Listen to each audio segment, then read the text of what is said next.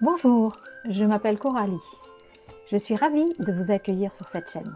Aujourd'hui, plus que jamais, on parle de sens dans nos vies. Aussi, je vous propose de découvrir des interviews de professionnels passionnés de toute la francophonie qui mettent au quotidien du sens dans leur vie et peut-être vous donner des pistes pour mettre plus de sens dans la vôtre. Si vous appréciez cette chaîne, merci de vous abonner et de liker en dessous. Bonne journée et à très bientôt. Bonjour à tous, je suis contente de vous retrouver aujourd'hui et ensemble nous allons accueillir une nouvelle personne. Donc, pardon, je commence bien, excuse-moi, je vais trop vite. Nous accueillons aujourd'hui Valérie Pilar. Bonjour Valérie. Bonjour Coralie, merci de m'accueillir dans cet espace. Je suis Eh ravie. ben, merci d'être là avec nous.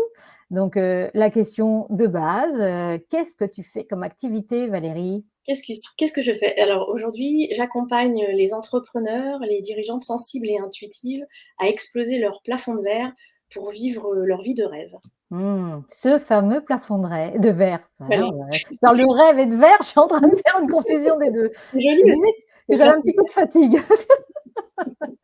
Donc, tu as donc observé que, il y avait quand même des problèmes de plafond de verre. Oui, oui, oui, je l'ai vraiment, je l'ai noté notamment dans des engagements bénévoles que j'ai pu avoir. J'ai été coordinatrice d'une association qui soutient les femmes à l'entrepreneuriat pendant 3 ans. OK. Et j'ai vu comment ça pouvait être difficile pour certaines femmes. Et moi-même, je suis aussi passée par là, hein, Mmh. malgré l'expérience que j'avais de 20 ans de travail salarié. Mais il y a ce passage quand on rentre dans la posture d'entrepreneur qui est pas toujours évident. Mmh. Il n'est pas toujours évident de se sentir légitime, donc il y a ce fameux sentiment Oui. d'imposture qui arrive. Il y a des croyances dont est-ce que vraiment je vais être capable de faire ça? Et donc les femmes, elles ont tendance à se freiner dans leurs ambitions. Et il y a aussi le fameux rapport à l'argent qui fait que ça peut aussi coincer. Mmh. Et ouais, j'ai vu beaucoup de femmes autour de moi sous-vendre leurs prestations et ce que j'ai fait moi aussi quand je me suis lancée, en fait. Ouais. Et les vendre pas suffisamment cher et c'était très intéressant parce que quand on regarde un homme et une femme, heu, dans mon entourage qui travaillaient ensemble, il y en a l'homme, se valorise beaucoup plus facilement au niveau du tarif Mmh. de ses prestations par rapport à sa compagne. Donc c'est, Mmh. très, très intéressant à observer. Il y a vraiment quelque chose, qui est lié à notre histoire, Oui. notre culture, le fait que les femmes soient indépendantes financièrement que, Mmh. depuis le XXe siècle, hein. Mais c'est récent, c'est vrai, hein. Mmh. Deuxième partie du XXe siècle, on a un compte bancaire, un carnet de chèques depuis la fin des années 60. Ouais. Donc il y a toute cette histoire, on porte toute cette histoire, nous les femmes, qui fait qu'aujourd'hui, c'est encore compliqué pour beaucoup d'entre elles. Alors tout le monde Mmh. ne se reconnaît pas là-dedans, hein, et Mmh. c'est mieux parce Oui, que, oui. c'est ce qui va permettre aussi de faire en sorte que l'équité soit là plus rapidement. Mais le plafond, Ouais. il existe pour un certain nombre de femmes quand même qui vont, abandonner leur projet parce que, elles vont pas, alors s'entourer non plus, en fait, c'est parfois quand on a ce plafond de verre, on s'en rend pas compte. Et dans les accompagnements traditionnels, parce que moi j'ai aussi pu suivre des accompagnements traditionnels de création d'entreprise, Oui. on nous forme vraiment sur le business plan, le marketing, la communication, mais peu sur ces sujets de croyances, Mmh. d'émotions, qui vont faire que donc ce que j'appelle moi alors c'est pas moi qui l'appelle comme ça, c'est le mindset, mais moi Mmh. pour moi ça va beaucoup plus loin que ça. C'est Mmh. pas juste le mindset, parce qu'en anglais le mindset c'est l'esprit, Ouais. le mental, mais c'est au-delà du mental en fait. Il y a toute la partie, émotionnelle, il y a la partie, histoire, familiale, Mmh. culturelle, éducation, même pas aller jusque dans le je vais aussi même Mmh. jusque dans le transgénérationnel qui fait que Oui. parfois ça va bloquer. Oui, il peut y avoir une fidélité familiale, des choses comme ça effectivement Exactement. qui en ça. Est-ce que tu peux observer, est-ce que tu as pu observer, il y a une différence avec les jeunes générations ou alors c'est toujours encore très impactant sur les femmes? Alors c'est moins impactant, Mmh. pour les plus jeunes, je Les trouve. jeunes générations? OK. Oui, ouais, mais Bon. et Mmh. enco c'est aussi lié à l'histoire, à la manière dont elles ont été éduquées, qui est Ouais. différente de celle dont j'ai été éduquée, dont les femmes de notre génération ont été éduquées. Donc il y a aussi, D'accord. un changement qui est en train de se faire avec, avec la Mmh. nouvelle génération qui arrive. D'accord. Alors, qu'est-ce qui t'a amené, toi, à faire cette activité-là aujourd'hui d'indépendante et d'accompagnement de ces difficultés-là? Oui, alors au départ, en fait, quand, j'ai créé mon activité, j'ai souhaité accompagner, l'humain, remettre Mmh. l'humain au cœur, du projet d'entreprise parce que je venais d'un parcours, d'entreprise. J'ai travaillé pendant 20 ans en entreprise, dans des sociétés internationales de services et produits et services, donc les 2. J'ai fait les 2. Industrie et services, voilà, c'est le mot que je Mmh cherchais. mh. Et j'avais vraiment à cœur, de remettre l'humain au centre. C'était vraiment ça que je voulais transcender parce que j'avais vécu en fait des expériences négatives dans mon parcours, d'entreprise où, les collaborateurs n'avaient pas été considérés et moi je suis profondément convaincue qu'à partir du moment où on fait confiance aux collaborateurs, c'est ce qui va les emmener plus loin en fait et à partir du moment où le chef d'entreprise, le manager va leur parler du projet, se mettre au service du projet, au service de ses équipes, les équipes vont grandir, le manager, chef d'entreprise va aussi grandir et l'entreprise va aller beaucoup plus loin. Donc Ouais, j'avais cette conviction et je l'ai toujours. ouais. Euh, donc j'ai commencé avec cette activité-là et puis avec mon parcours associatif, c'est devenu très très fort et une évidence en fait que j'avais là, maintenant tout de suite à accompagner les femmes. Mmh. C'était quelque chose autour de la mission en fait, aider Mmh. les femmes à prendre leur place avec leur entreprise parce que pour moi, si les femmes prennent leur place avec leur entreprise, ça va contribuer à l'évolution du monde et ça va aussi aider les hommes à se connecter plus facilement à leur part de féminin. Parce que Mmh. c'est ça dont on manque cruellement dans le monde aujourd'hui. On a un monde qui est très yang, une histoire très patriarcale. Ouais. Quand je dis le monde, hein, c'est carrément la planète. Hein. Même s'il y a des Mmh. sociétés matriarcales sur la planète, on est vraiment dans un monde très très yang. Et cette évolution vers le yin, parce que l'idée c'est d'avoir un équilibre entre les deux, hein, c'est pas qu'il y ait que du yin, hein, c'est l'équilibre entre les deux. Et cet équilibre, pour moi, il va pouvoir se faire grâce aux femmes qui prennent leur place et qui vont. Ce que je ressens, hein, c'est que les femmes vont montrer un chemin pour les hommes. Mmh. Oui. Comme souvent c'est le cas, pour avoir, échangé avec, des professionnels,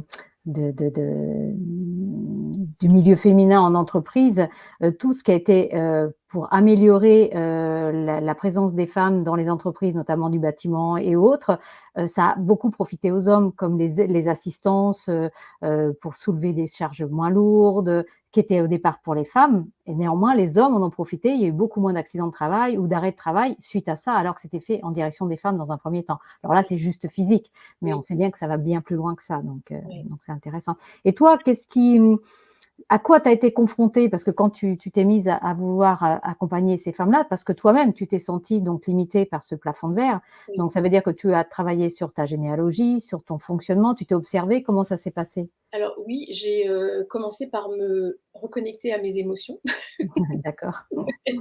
premier chemin. Mmh. Pour être capable de ressentir ce qui se jouait, Ouais. au niveau émotionnel. Hem, Et alors c'était quoi? Frustration, non, je sais pas. oui, il y avait de la frustration. Il y avait de Mmh. la frustration et il y avait surtout un stop à fonctionner comme avant. Ah OK. Mmh. De mon mental, de mon corps qui disait: «C'est fini». Ras-le-bol. Mmh. J'ai été dans la première partie de ma carrière beaucoup dans le Mmh. faire et la surenchère du faire, au détriment de mon être. Et j'ai décidé, quand j'ai choisi de me mettre à mon compte, que je voulais que tout ça que ce soit équilibré, en fait. Et Ouais. cet équilibre, il a passé par aller regarder mes émotions, et j'ai commencé à me former. Donc D'accord. je me suis formée à différents outils, pour comprendre mon fonctionnement et pour pouvoir accompagner. Un outil qui s'appelle l'approche neurocognitive et comportementale, Mmh mh. qui est, basé entre autres sur les neurosciences et qui explique comment fonctionne notre cerveau, Mmh mh. entre notre cerveau automatique et notre cerveau adaptatif et le rôle que jouent nos émotions dans nos passages à l'action. Donc Ouais. voilà, donc c'était cette formation, cette ensuite auto-observation et puis ces changements dans mes comportements pour pouvoir avoir un yin et un yang plus équilibrés. Mmh Donc mh. à un moment, j'ai dû être beaucoup plus dans mon yin pour pouvoir aller l'explorer parce que finalement, je l'avais vraiment délaissé pendant cette première partie de ma vie. D'accord. Mmh mh. Donc cette formation, je me suis aussi formée à des outils parce que je crois beaucoup à la force du collectif, donc à un outil qui s'appelle la facilitation d'intelligence collective, pour pouvoir accompagner des groupes. Ouais. Et enfin, je me suis aussi formée à un outil de plus énergétique. Je me suis aussi ouverte à l'énergétique parce que pour moi, ça faisait partie du chemin. J'avais besoin de comprendre qu'est-ce que c'est l'énergétique, qu'est-ce que, comment fonctionne le monde dans cette vision énergétique. Et je me suis aussi ouverte à la physique quantique pour essayer d'en savoir plus. Donc aujourd'hui, je suis au début de ce chemin. Mais je crois qu'on est tous au début de toute façon, hein, la connaissance de ce type d'outils. Et je sens vraiment la puissance qu'il y a à aller sur ce chemin-là. Ouais. Donc, c'est vraiment le chemin sur lequel je vais avancer maintenant. Jusqu'à la fin de mes jours, je ne vais plus pouvoir le lâcher, celui-là. C'est une évidence. Quelque chose c'est évident. C'est comme un retour à la maison, un retour à la maison de mon âme, quelque chose de cet ordre-là. D'accord. Oui, c'est profond. Hein.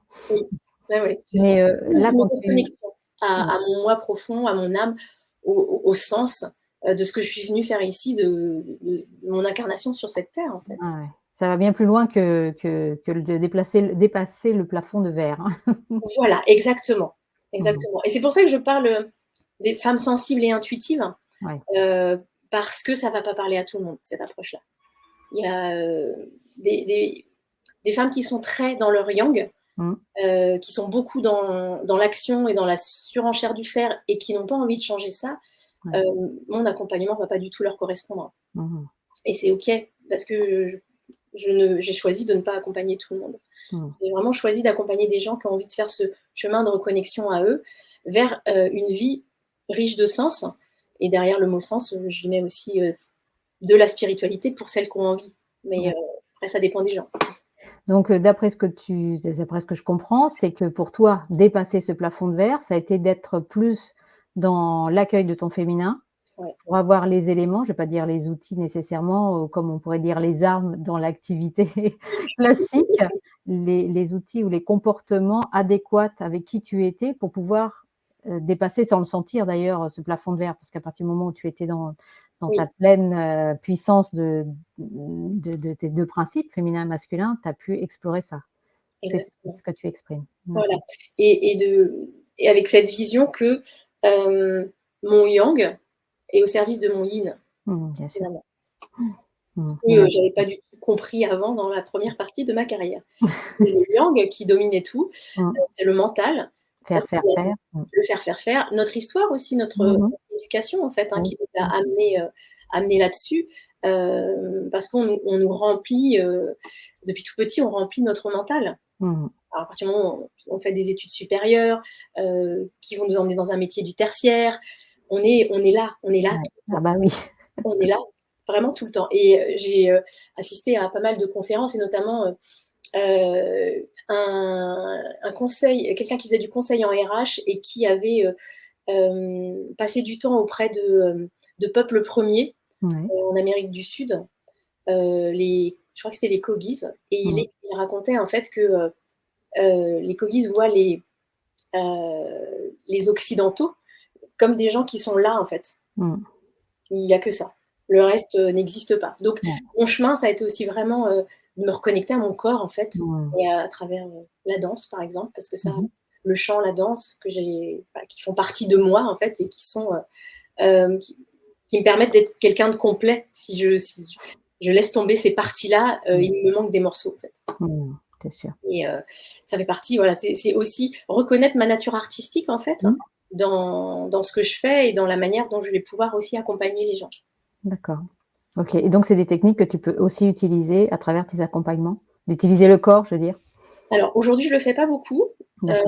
J'ai commencé, là, j'ai accompagné un groupe d'entrepreneurs sur une session en fin d'année dernière sur la gestion du stress, et j'ai commencé par les faire danser. C'était un gros challenge pour moi parce que jusque-là, j'avais pas osé. J'ai quand même passé 20 ans dans le milieu de l'entreprise, mais j'avais un frein à y aller et à dire, si, en fait, on a tous cette capacité en nous. Et j'ai aussi lu des articles là-dessus super intéressants sur la danse, en fait, qui est un état naturel de l'être humain. C'est quelque chose de naturel. Le mouvement, il est naturel. Et ensuite, en grandissant, on le bloque. Et moi, pour moi, c'était, quand j'ai lu cet article et ces recherches qui ont été faites, j'ai trouvé ça bluffant. Je dis, mais c'est incroyable, en fait. On est coupé de notre nature. Notre nature, c'est c'est de danser aussi. Mmh. Donc ce début d'atelier, il a été, heu, perçu de façon, diverse et variée en fonction de là où en étaient les gens Oui. et je leur ai dit: «Moi, j'ai très envie que vous soyez connectés là, à votre corps, à du mouvement parce qu'après, on va parler de choses qui vont, s'inscrire dans votre mental, donc c'est intéressant de bouger avant, Mmh mh. pour se mettre en D'accord. énergie et se dynamiser». Et ça, je me fais régulièrement accompagner par des coachs et les coachs qui m'accompagnent, sont aussi dans cette dynamique de mouvement. D'accord. Mmh. Le mouvement, c'est la vie. Ouais. C'est pas moi qui le dis, hein. J'ai déjà entendu quelque part. C'est pas moi. Est-ce que tu as pu observer que si ton activité avait évolué depuis que tu as commencé?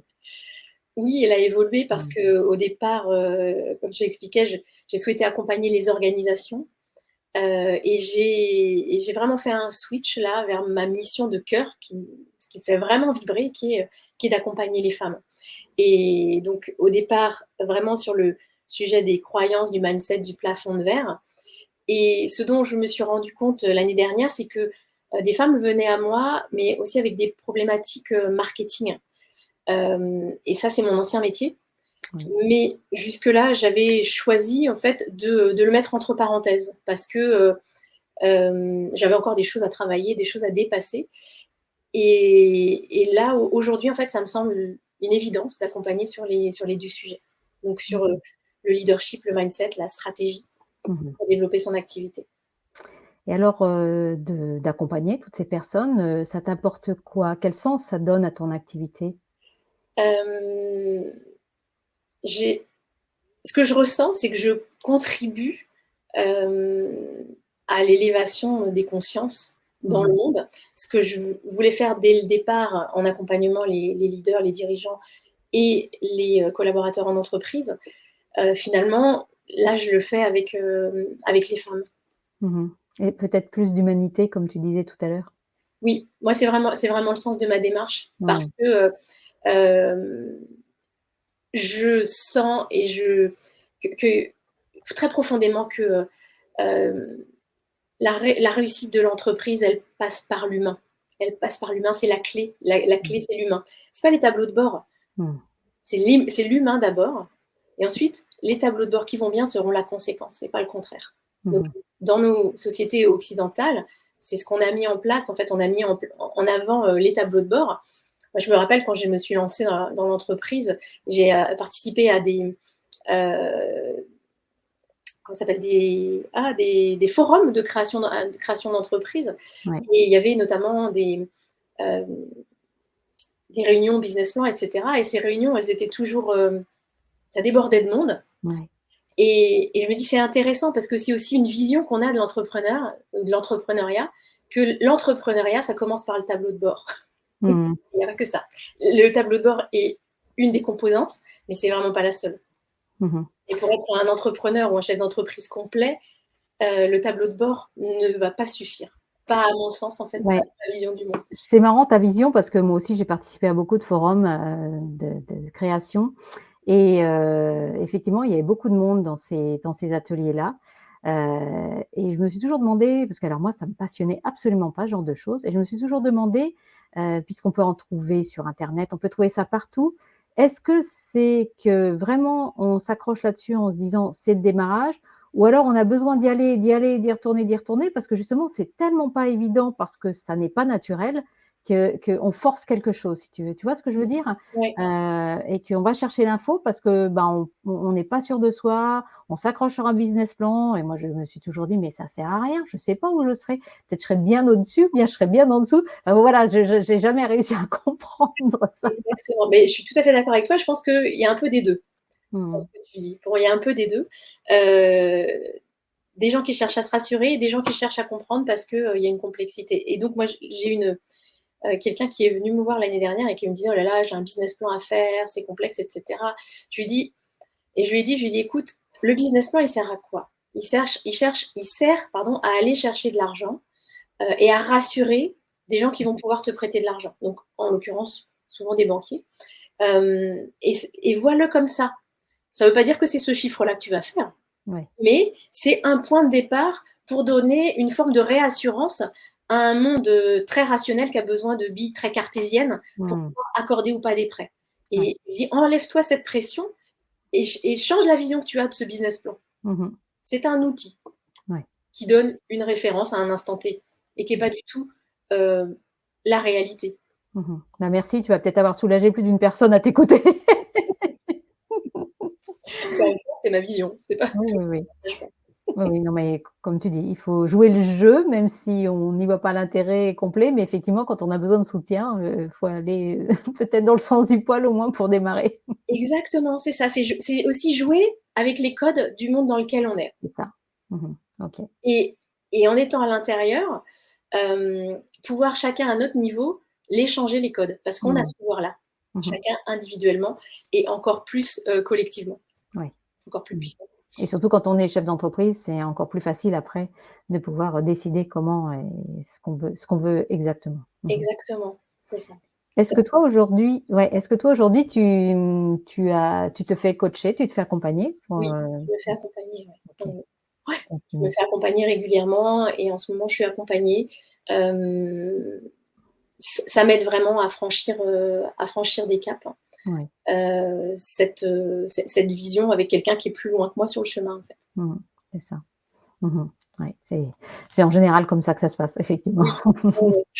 Et quand tu as besoin, parce que tu fais quand même beaucoup de choses, comment tu te ressources? Alors je me ressource, en restant dans ma bulle, à la maison. Ça, c'est Mmh un mh. de mes moyens de ressourcement et ça, c'est pareil, c'est de quitter l'entreprise, en fait, qui m'a permis de le comprendre. Parce que D'accord. je comprenais pas, en fait, j'avais l'impression d'être quelqu'un qui avait besoin de bouger et puis il y avait à d'autres moments quelqu'un qui avait besoin de rester dans sa bulle et je me suis dit: «Mais j'ai 2 personnalités, et comment ça se fait?» Et non, en fait, c'est que je fonctionne de cette manière-là. Il y a une partie de moi qui a besoin de vraiment de mouvement, que ça bouge, et une partie de moi qui a besoin à un moment que ça bouge plus. Donc, Mmh. je m'autorise, et même en pleine semaine, à rien caler à un moment dans mon agenda pour me mettre dans cette bulle aussi, pour D'accord. me ressourcer, parce que j'ai aussi besoin, moi, d'être dans des énergies hautes quand j'accompagne. Mmh, bien sûr. Donc, ouais. D'ailleurs, j'ai entendu récemment qu'on faisait une interprétation de la définition enfin, où la définition de l'introverti et de l'extraverti était pas celle qu'on imaginait, et la personne me dit: «Mais toi, tu es une introvertie». Alors qu'on m'a toujours dit que j'étais plutôt très à l'aise en société et en fait, dans la définition, c'était la personne qui a besoin d'être seule pour se ressourcer et ça me D'accord. correspond complètement. Mmh. Alors que la personne extravertie, c'est la personne qui peut être très timide, mais qui a besoin d'être entourée pour se sentir bien et aller se ressourcer et qui est plutôt angoissée quand elle est seule d'ailleurs. D'accord, OK. Donc ça n'a rien à voir avec le fait après il y a les extravertis, qui sont, dans une personnalité extravertie, Oui, mais c'est 2 choses différentes donc je me suis dit: «Ah oui effectivement, donc peut-être que tu es comme moi, que tu as besoin de te ressourcer en étant seule, parce que tu donnes, autour de toi et tu as besoin de ces moments de solitude pour, c'est ça, retrouver ton énergie». exactement. Et puis, ce qui me donne énormément d'énergie, c'est, je t'en parlais tout à l'heure, le chant et la danse. Ouais. C'est vraiment ça, moi, c'est je que dès que je suis dans ces moments de chant ou de musique, ça fait partie de ma vie depuis toujours, en fait. Et j'ai Mmh. mis le doigt dessus il y a 2 ans, c'est tout récent, en fait, où j'avais passé un super week-end avec plein d'amis, et ça avait été très, très ressourçant. Il y a eu du mouvement et j'étais entourée de plein de monde. On a dansé, on a chanté et je me suis dit: «C'est quoi les clés, en fait? C'est quoi? Ouais. Garde les pépites de ce Oui, week-end-là», bien parce que sûr. et là, ça a été une évidence, en fait. Mais c'est la danse, c'est le chant et le Mmh. fait de voir des amis aussi. Ouais. C'est tout ça, en fait. C'est ce mouvement-là, cette légèreté qui, qui font partie, de mes clés de ressourcement, Mmh mh. et ma famille aussi. Bah, c'est important de bien les connaître parce que quand on a des métiers comme ça qui peuvent prendre beaucoup de ressources, Oui, même si on s'épuise pas puisqu'on est toujours connecté et qu'on reçoit aussi. oui, Néanmoins, d'aller chercher une ressource, rapidement quand tu oui, en as besoin, c'est bien de le savoir. Mais comme tu le dis, à travers le corps, ça se passe à travers le corps là, dans ce c'est cas-là. ça. Ouais. Et alors il y a aussi, à travers le mouvement, je fais du footing aussi, Mmh. régulièrement, parce que ça aussi, ça me fait du bien. Et puis dès que je peux, m'échapper voir la mer, parce que Mmh. la mer me ressource énormément. Tu travailles à distance ou tu es en présentiel, toi? Alors, je les 2. D'accord. Et tu es à quel Et endroit? je suis sur Rennes, D'accord. voilà, et j'ai vraiment à cœur de développer mes accompagnements, Mmh. à distance, OK. hem et aussi à l'international. Mmh. Parce que j'ai toujours travaillé dans des entreprises internationales, donc l'international fait partie de ma culture Mmh. et c'est quelque chose que j'ai vraiment envie de remettre en place. C'est pas le cas aujourd'hui, D'accord. mais ça fait partie de c'est dans ma vision, en fait. Oui, très bien. Et on parle de vision donc d'avenir, mais moi si je vais vers le passé et que je te demande, est-ce que tu vois les racines de ce que tu es aujourd'hui dans ton enfance? Hem, oui, Mmh. j'ai le sens en fait, j'ai grandi dans une famille religieuse, Oui, catholique, hem et il y avait depuis toute petite, il y avait pour moi cette question de sens, de qu'est-ce que je suis venue faire là? d'accord. Donc oui, et dans la famille, mes parents ont toujours été engagés, dans des associations, Mmh. au niveau, aussi politique, à la mairie, de mon village. Donc il y a toujours eu cette notion d'engagement, de Ouais. contribution à quelque chose qui nous de plus grand que nous en fait, hein, un collectif dans Mmh. le milieu associatif ou politique, locale, et cette notion elle a toujours été en moi, et je l'ai vraiment réactivée, à la naissance de ma fille finalement. D'accord. C'est des choses que j'avais un peu mis en retrait à un moment, Ouais. et qui sont vraiment revenues là, très fortement quand ma fille est née. Mmh. Et est-ce que tu étais une petite parce que là, c'est ton éducation, donc ce que tu as vu, Oui, mais est-ce que tu étais une petite fille, qui était aidante, qui était à l'écoute, qui dansait, qui chantait? Est-ce que tu retrouves ça? Ouais. oui, oui, oui. Par contre très timide. Timide, réservée. Mmh. Donc j'ai pris longtemps des cours de danse, ensuite c'était des cours de gym, mais cette connexion au corps, je l'ai depuis toute Ouais, petite. C'était d'accord. une évidence pour moi, et je crois que ma période salariée me l'a fait oublier, en fait, Mmh. et que c'était ma base et que c'était mon socle, et que si je me mettais pas dans ce mouvement et dans cette connexion à mon corps, bah, je me perdais tout simplement, hein. Bah, c'est bien que tu t'en sois rendu compte. Il n'est jamais trop tard! Tout à fait.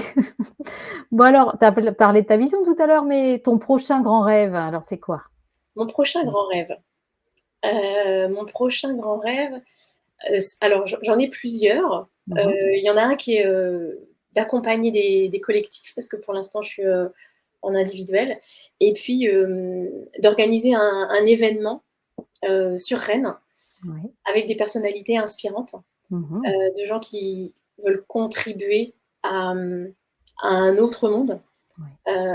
à élever les consciences, plutôt, dans le milieu de l'entreprise, de l'entrepreneuriat.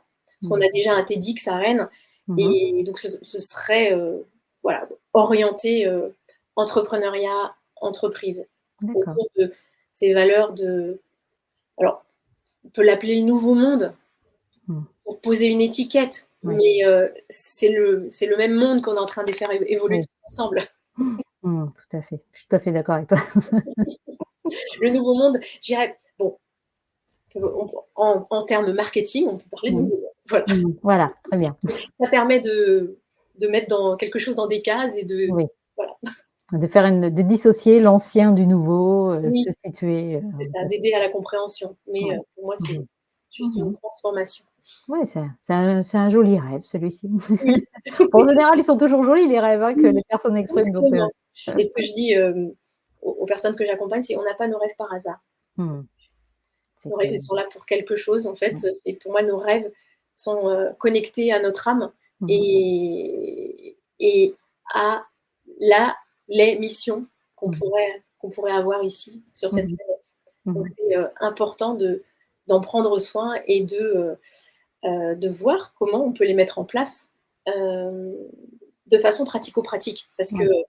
c'est aussi ça la différence entre les gens, qui transforment leurs rêves en réalité, et les autres, c'est que, ceux qui restent juste dans leur tête et qui passent pas à l'action, ils vont laisser leurs rêves à l'état de rêve. Oui, c'est ça. Et comme nous sommes les créateurs de notre réalité, nous avons la capacité de transformer notre rêve en réalité. Mmh. Et pour ça, il faut agir. Agir, Ouais. croire en soi, Mmh. heu, prendre confiance et puis ne jamais lâcher. C'est ça. C'est ça. Et là, tu exprimais que tu avais fait quand même plusieurs types de formations. Est-ce que tu imagines un jour créer, une méthode, la méthode Valérie Pilar? Est-ce que tu penses que tu peux arriver à en faire quelque chose de tout ça? C'est quelque chose à laquelle, c'est une chose à laquelle j'ai pas réfléchi. Ouais. J'ai pas réfléchi, mais j'ai très envie aujourd'hui de montrer qu'on peut faire autrement dans l'entreprise et dans Mmh. l'entrepreneuriat. Autrement, moi j'ai besoin de légèreté et Ouais. il y a beaucoup de lourdeur Mmh. dans notre monde actuel et particulièrement, je sais pas si on peut-être pas particulièrement, mais entre autres dans le monde de l'entreprise. Hem, Ça doit être sérieux, il y a quelque chose de cet ordre-là en fait pour réussir, faut que ce soit sérieux, faut qu'on soit crédible et moi j'ai envie de les exploser ces codes-là en fait. Mmh. On Parce que doit passer beaucoup de temps sur chaque projet pour que ça soit validé. exactement, et ça crée de l'inertie, Mmh mh. et de la fatigue aussi des équipes. Oui, oui, oui, parce qu'on passe pas à l'action et on voit pas les choses changer, donc oui, effectivement. Exactement, ouais. Mmh. Donc oui, de la légèreté en fait, de la lé mais pour pouvoir instiller de la légèreté, il y a besoin que les leaders, les dirigeants, les managers aient cette conscience-là. Ouais, Parce que d'accord. moi j'ai vu, quand j'étais encore salariée, des changements qui ont pu être mis en place à un moment, s'ils sont mis en place qu'à un échelon, qu'au niveau des collaborateurs par exemple, le changement il va pas être pérenne. Et même Mmh. chose, s'il est mis à un autre niveau qui est le niveau des managers, il va pas être pérenne non plus parce que, les managers changent. Ouais, bien Donc sûr. le changement, il doit se faire à tous les niveaux, en fait. Mmh. Et il doit être, porté, hem, profondément et fortement par l'équipe de direction. D'accord. Parce Mmh que mh. c'est eux qui sont les garde-fous, Mmh mh. hem, de la réalisation de ces changements-là. Mmh, d'accord. Mmh mh. C'est Intéressant. c'est la vision Je vois ça. par rapport au vécu et à ce que j'ai pu, accompagner. D'accord. Et là, j'ai une question qui est plus, pratico-pratique, mais c'est un sujet qui m'intéresse plus particulièrement. Comme tu fais quand même pas mal d'activités et puis tu as des loisirs, on a bien compris, dont qui touchent le corps, on a bien compris, Oui. puis sûrement une famille, enfin bon voilà. Comment est-ce que tu as des choses que tu pourrais partager concernant ton organisation, des trucs que tu as découverts ou des choses que tu as mises en place qui te permettent, de pas t'oublier déjà, de rester au centre de ta vie et tout en organisant, faire des choses que tu aimes faire et puis ton activité professionnelle, bien sûr? Alors il y a 2 choses que j'ai mis en place, quand je suis passée à mon compte. Hem, en fait, quand je suis dans des moments créatifs, quand j'étais salariée, quand j'étais dans ces moments créatifs, je m'enfermais et je voulais pas être dérangée et j'étais, dans une forme de course à la performance tu dois, comme j'étais dans un métier créatif, marketing, communication, tu dois produire cette brochure pour telle heure, nin nin et je me forçais, Mmh. ce qui bloquait finalement ma créativité. Ouais. Et en me, formant à l'approche neurocognitive et comportementale, j'ai compris que ça pouvait être totalement, différent, et notamment dans mon mode de fonctionnement, il y a une partie de moi qui a besoin alors je te disais, il y en a une qui a besoin d'action et l'autre de contemplation et donc cette partie contemplative de moi et ben je l'utilise, finalement, quand je fais de la création. C'est-à-dire, je vais m'installer dans un endroit sympa, ça peut être n'importe où, ça peut être dans la nature ou Ouais. ça peut être chez moi, mais hem, confort, dans un canapé et je vais, me mettre une musique, me prendre, un un thé, quelque chose qui va me mettre dans des bonnes, dispositions, des bonnes vibes pour pouvoir, favoriser mon moment créatif. Mmh mh. Je fais ça, ça se passe beaucoup plus fluidement. Mmh. D'accord. Donc ça, c'est un tips que je garde vraiment précieusement parce que, Mmh. il a transformé en fait ma façon de travailler ou d'envisager mon métier. Ouais. Et l'autre tips, c'est que, je sais que je dois mettre des temps dans ma semaine, Mmh mh. pour pouvoir me ressourcer. Sauf que ma semaine, elle est pas linéaire et elle Ouais. change toutes les semaines. Donc, je ressens très fortement si, j'ai laissé la la jauge d'énergie diminuait. Et à un moment, je dis stop avant que ça descende trop bas. Mmh. Et quand ce moment arrive, je me dis, il me reste du vide dans le planning cette semaine, et ben là, je cale un moment pour moi. Mmh. Donc, j'arrive pas à être dans une organisation rigide avec ces moments pour moi. Ouais, mais ça, c'est peut-être pas la meilleure des solutions, hein? Non, mais c'est ce que je faisais avant quand j'étais dans le salariat, Ouais. mais ça, ça marchotait. Mmh. Et aujourd'hui, pour moi, la clé, c'est justement d'avoir ces espaces où je me dis, ben, ok, j'avais prévu de faire ça, mais je sens que là, au niveau de mon énergie, j'y suis pas en fait. Donc, Mmh.